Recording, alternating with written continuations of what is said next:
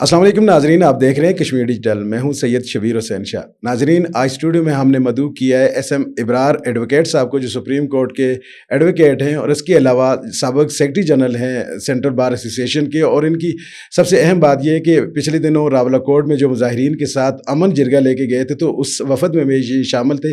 इनसे गुफ्तगू का आगाज़ करते हैं। अस्सलाम वालेकुम इब्रार साहब, कैसे हैं आप? अच्छा, अमन मुज़ाकरात का आप एक कलम लेके गए थे सेंट्रल बार एसोसिएशन की तरफ, मुजफ्फराबाद की तरफ से आप भी उसमें शामिल थे। इसके अलावा तमाम सेंट्रल बार जो हमारी आज़ाद कश्मीर की हैं, वो चीज़े चीज़े आप लोग लेके गए थे। तो वहाँ क्या आपने देखा और क्या पाया, और कैसा आपके साथ मुज़ाकरात रहे आपके उनके साथ? बिस्मिल्लाहिर्रहमानिर्रहीम। बहुत शुक्रिया शबीर शाह साहब, आपने इस अहम मौजू पर मदऊ किया। बेसिकली ये जो अमन जिरगा था, ये आज़ाद जम्मू कश्मीर बार कौंसिल के बिहाफ पे था और सेंट्रल बार के बिहाफ पे। चूँकि आज़ाद जम्मू कश्मीर बार कौंसिल और सेंट्रल बार एसोसिएशन ने कुछ रोज़ पहले ही प्रेस कॉन्फ्रेंस के ज़रिए सालसी की पेशकश की थी कि हम इसमें कोई मुस्बत किरदार अदा कर सकते हैं और करना चाहते हैं, तो बतौर सालिस हम अपना किरदार अदा करेंगे। तो इस पर जो आज़ाद जम्मू कश्मीर बार कौंसिल के वाइस चेयरमैन हैं हारून रियाज़ मुग़ल साहब, उन्होंने एक कमेटी तश्कील दी। उस कमेटी में सेंट्रल बार समेत आज़ाद कश्मीर भर की बार एसोसिएशन के ज़िम्मेदारान, ओहदेदारान और बार कौंसिल के मेंबरान शामिल थे। ये 15 रुकनी वफ़द जो है वो मुज़ाकरात के लिए एक कमेटी की सूरत में रावलाकोट गया, और रावलाकोट में वो जो मुज़ाहिरीन हैं उनके साथ इनकी सिटिंग हुई। हम बैठे वहाँ पर, उनसे गुफ्तगू हुई। गुफ्तगू में बुनियादी तौर पर वहाँ पर जब हम पहुँचे तो एक अलग जगह पर हमारी सीटिंग अरेंजमेंट की थी, वो दर्रे से काफ़ी फासले पर थी।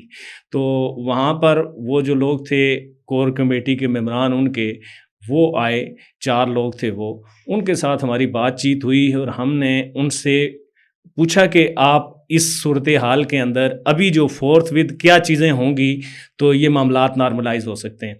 उन्होंने अपने प्रपोजल दिए, जिसको हम कट शार्ट में कह सकते हैं कि 5 जून की सिचुएशन पर बहाल किया जाए। 5 जून की सिचुएशन को, उसमें सारी चीज़ें आ जाती हैं, कलअदम वाली आ जाती है, या फोर्सेस वगैरह जो डिप्लॉयड हैं उनकी वापसी की है, इंटरनेट की बहाली की है, मामूलात ज़िंदगी की बहाली की है, वो सारी चीज़ें उसमें आ जाती हैं। और ये प्रपोज़ल लेकर हम आज़ाद जम्मू कश्मीर के प्राइम मिनिस्टर जो हैं फैसल मुमताज़ राठौर साहब के पास गए। उनसे हमारी डिस्कशन हुई, तकरीबन 2-3 घंटे वहाँ पे भी हम बैठे, और दोनों तरफ से हमें ऐसा नहीं लगा कि कोई भी बंदा जो है वो ये चाहता है कि ये अमन नहीं होना चाहिए या मामला सेटल नहीं होना चाहिए। प्राइम मिनिस्टर ने भी ये कहा कि जी कुछ ऑप्शंस हमने उनके सामने रखे, चूँकि वक्त से पहले उनको डिस्क्लोज़ करना मुनासिब नहीं है, तो उनके सामने हमने ऑप्शन रखे कि ये जो चीज़ें हैं ये अगर कर दी जाएँ तो ये मामलात यकसू हो सकते हैं। तो प्राइम मिनिस्टर साहब ने कहा कि मैं इस पर आपस में मशावरत करता हूँ, मशावरत करने के बाद उसको कोई हतमी शक्ल देते हैं। उसके बाद प्राइम मिनिस्टर साहब जो है वो इस्लामाबाद चले गए, वहाँ पर उनकी एक सीटिंग है और इसी सिलसिले में है मुज़ाकरात के हवाले से। अच्छा, क्या लगता है कि आप कितने पुरुमीद हैं कि ये मामला आपको लगता है कि सेटल हो जाएगा? देखिए जी, दोनों तरफ से जो चीज़ें हमने देखी थी, देखिए जब आप कोई जिरगा होता है या तनाज़ा पैदा होता है तो फौरी तौर पर दोनों जो पार्टियाँ होती हैं वो बड़ी पीक पर होती हैं, बहुत ज़्यादा उनके मुतालबात बड़े होते हैं, लेकिन आहिस्ता आहिस्ता करके चीज़ें नॉर्मलाइज होती जाती हैं। अगर ये मुज़ाकराती अमल जारी रहता है तो इसमें इतना ज़्यादा टाइम नहीं लगना, ये बहुत जल्दी टैकल भी किया जा सकता है। संजीदगा कोशिशें जारी भी हैं, और जब ये कंप्लीट होंगी तो ये हल हो सकता है। अच्छा, अभी अभी मौजूदा वक्त की सूरत हाल बताएं कि आप वहाँ से मिल के, वज़ीर आज़म से मिल के, तो अभी भी आपसे वज़रा या कालादम एक्शन कमेटी के लोग आपसे राब्ते में हैं?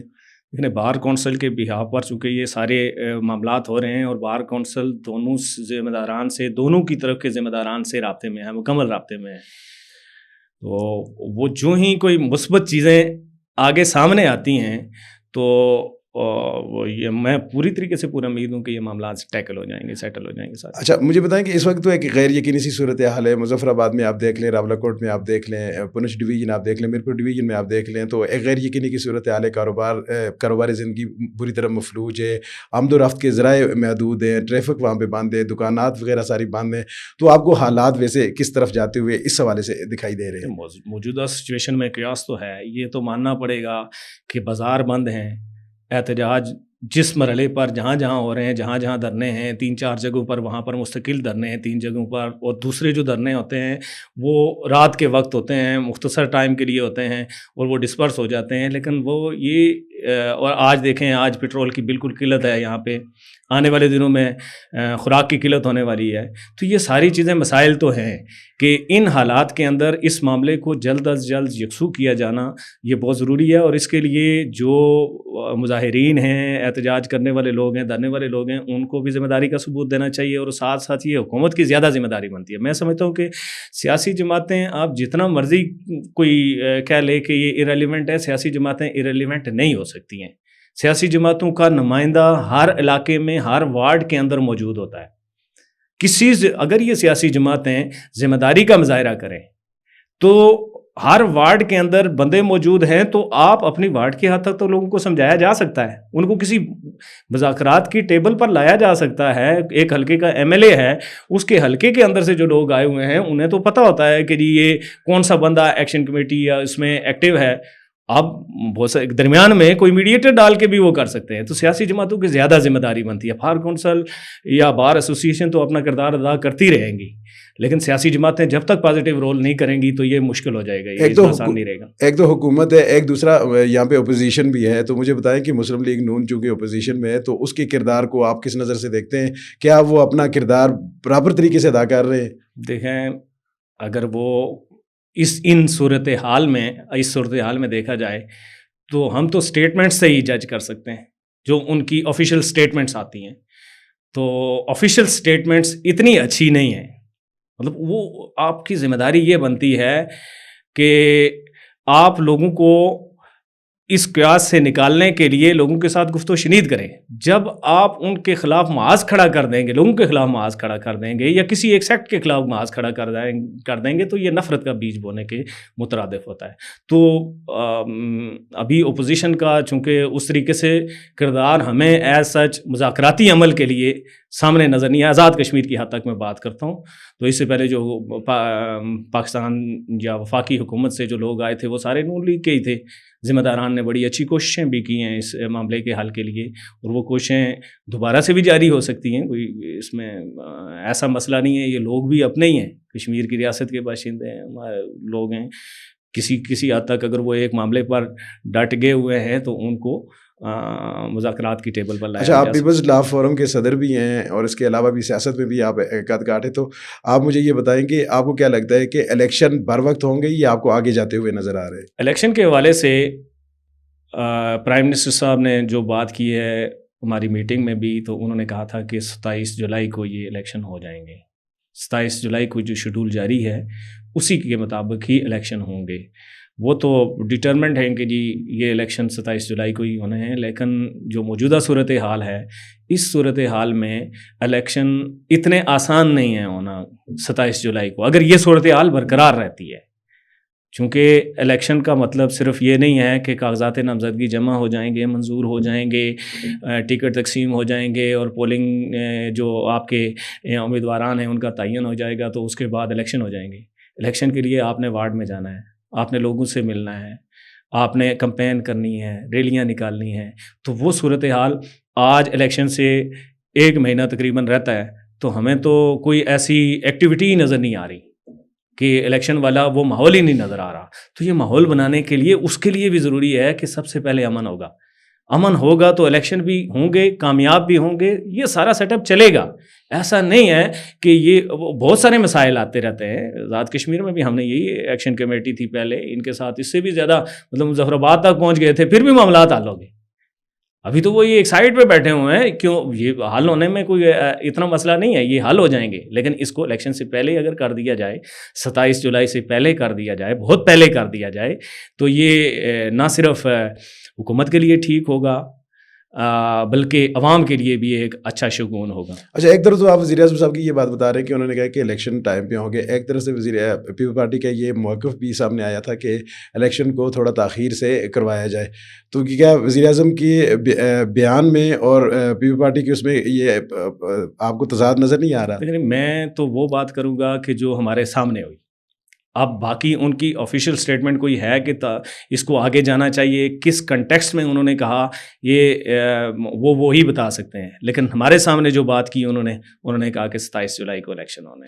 اچھا، آپ کو کیا لگتا ہے کہ 27 جولائی کو اگر یہ امن ہو جاتا ہے، ساری چیزیں ہو جاتی ہے اور ایک اچھے ماحول میں الیکشن ہو جاتا ہے، تو آپ کو کون سی پارٹی برسر اقتدار آتی ہوئی نظر آ رہی ہے آزاد کشمیر میں؟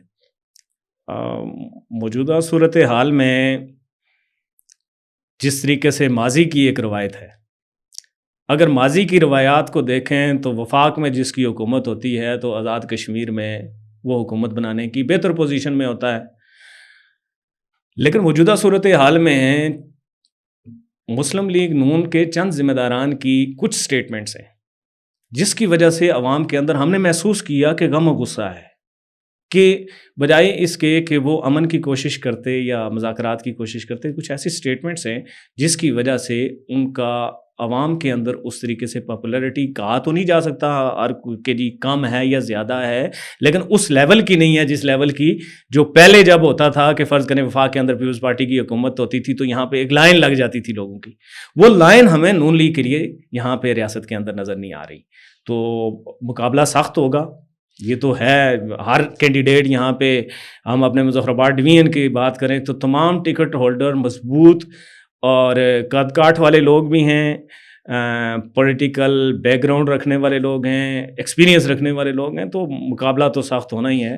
الٹیمیٹلی عوام نے فیصلہ کرنا ہے کہ وفاق میں نون لیگ کی حکومت ہوتے ہوئے بھی جی بی میں ہم نے دیکھا کہ پاکستان پیپل پارٹی نے وہاں پہ میدان مار لی اور وہ حکومت بنانے کی پوزیشن میں آ چکے ہیں. تو کیا آزاد کشمیر کے لوگ یہ مثال بھی دہرا سکتے ہیں یا جی بی کی لوگوں کی طرح وہ بھی پیپل پارٹی کو یہاں پہ کامیاب کروا سکتے ہیں؟ اس کا سمپل آنسر یہ ہے کہ 12 لوگ کیا کریں گے. اب وہ وہاں سے جو چیزیں ہوتی ہیں وہ اثر ڈالتے. جی بی کے اندر یہ سچویشن نہیں ہے. جی بی کے اندر وہ ان کا الیکشن سارا ان کا اپنا ہے، جی بی کے اندر کا ہے. آزاد کشمیر میں اگر یہاں پہ الیکشن اسی طرح مطلب یہ جو ہماری 33 سیٹیں انہیں پر ہوتا ہے تو اس پر پیپلز پارٹی کافی مضبوط نظر آتی ہے. تو پیپل پارٹی، اس کا مطلب ہے کہ پیپل پارٹی کے یہ لوگ یہ چاہتے ہیں کہ یہ 12 سیٹیں ختم ہو جائیں. آپ کو کیا لگتا ہے؟ وزیر اعظم کی سٹیٹمنٹ تو ایسی نہیں ہے. وزیر اعظم کی سٹیٹمنٹ تو ہے بھی نہیں ہے، نہ ہی گراؤنڈ پہ آئی ہے کوئی ایسی چیزیں، نہ ہی ہماری جو سیٹنگ ہوتی ہے اس میں کسی طرح کی ایسی کوئی بات آتی ہے. البتہ موجودہ سچویشن کے اندر پیپلز پارٹی کو یہ سوٹ ہر دور میں ہی سوٹ کرے گا کہ جی اگر سیٹیں کم تعداد ہو جاتی ہے ان کی یا کوئی ایسا سینیریو بن جاتا ہے تو وہ الٹیمیٹلی اس کا جو فائدہ ہونا ہوتا ہے وہ پیپلز پارٹی کا ہوتا ہے. اچھا، مجھے یہ ایک اور آپ سے یہ بات میں نے پوچھنی تھی کہ الیکشن ہو جاتے ہیں، نئی حکومت آ جاتی ہے، تو کیا وہ کالعدم ایکشن کمیٹی کے ساتھ اسی طرح مذاکراتی عمل کو آگے بڑھاتے ہوئے آپ کو نظر آ رہی ہوگی؟ دیکھیں جی، ابھی کی جو سچویشن ہے نا، اس سچویشن کے اندر پہلا مطالبہ یہی ہے کہ کالعدم واپس ہونا چاہیے. اگر یہ واپس ہو جاتا ہے تو یہ اپنے ہی لوگ ہیں، رائے ان سے بھی گفت و شنید کی جا سکتی ہے، کی جانی بھی چاہیے.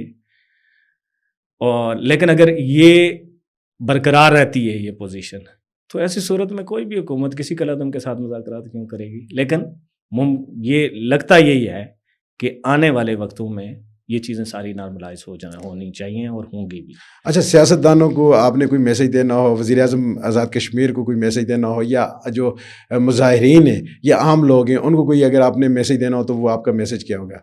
اس میسج میں، اس کنٹیکس میں ایک بات ضرور کروں گا کہ آزاد کشمیر بہت پرامن خطہ تھا اور یہ پرامن خطہ ہے. یہاں کے لوگ بڑی آزادانہ نقل و حرکت کرتے ہیں، آزادی سے رہتے ہیں، مذہبی آزادیاں ہیں، شخصی آزادیاں ہیں، بول چال کی آزادی ہے، آپ کو تمام آزادیاں حاصل ہیں. اگر ان حالات کے اندر اگر ہم کسی قیاس کی طرف بڑھتے ہیں، اس کو مزید بڑھاتے ہیں تو یہ ریاست کے لیے اچھا نہیں ہے. تو سیاستدانوں کو میں پھر کہوں گا کہ سیاستدان ذمہ دار لوگ ہیں. آپ نے یہاں پہ کسی کی، بڑا آدمی جو ہوتا ہے وہ دوسروں کی چھوٹوں کی غلطیوں کو بھی اوور لک کرتا ہے. آپ ریاست کے ذمہ دار ہیں. آپ نے ایک گھر چلانا ہے، ایک گھر چلانے کے ایک ریاست چلانی ہے تو اس کے لیے آپ جتنا بڑھ چڑھ کر اپنا مثبت کردار ادا کریں گے یہ لوگ آپ کی اتنی اسی طریقے سے عزت کرنا شروع ہو جائیں گے، اسی طریقے سے آپ کو مقام دینا شروع ہو جائیں گے. تو ان کی طرف سے بھی یہی ہے، ٹھیک ہے آپ مطالبات لے کے آئے، ضروری نہیں ہے کہ ساری چیزیں پوری ہوں، ہر مطالبہ کہیں رہ بھی جاتا ہے، لیکن اس کے لیے گفت و شنید کا دروازہ کھلا رکھیں، مذاکرات کا. کہ یہ اس بار نہیں ہوا تو چلے جی ہم اس کو اگلی بار کے لیے ڈسکشن میں لے کے آتے ہیں, ہم آگے کر لیں گے, لیکن مذاکرات ہی واحد حل ہے, صرف اور صرف بیٹھک ہی ہے اس کا حل, اس کے علاوہ کوئی حل نہیں ہے اس کا. اچھا ایک آخری سوال, آپ کو کیا لگتا ہے کہ کالعدم ایکشن کمیٹی نے الیکشن میں نہ جا کر ایک سیاسی غلطی کی؟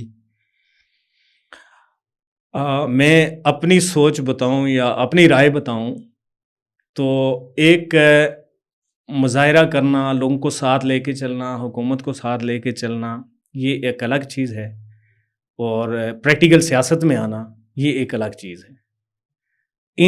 اس مظاہرے کے اندر یا یہ جو ان کے ساتھ لوگ چلتے ہیں تو انڈیپینڈنٹلی کسی نہ کسی جماعت کا وہ حصہ ہے.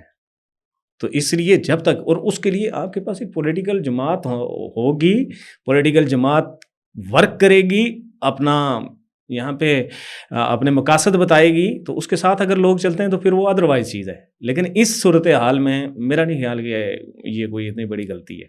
یہ بہت بہت شکریہ ابرار شیخ صاحب آپ کا. ناظرین, آپ نے ابرار ایڈوکیٹ صاحب کی گفتگو سماعت کی. اگلے پروگرام تک کے لیے ہمیں اجازت دیں. اللہ حافظ.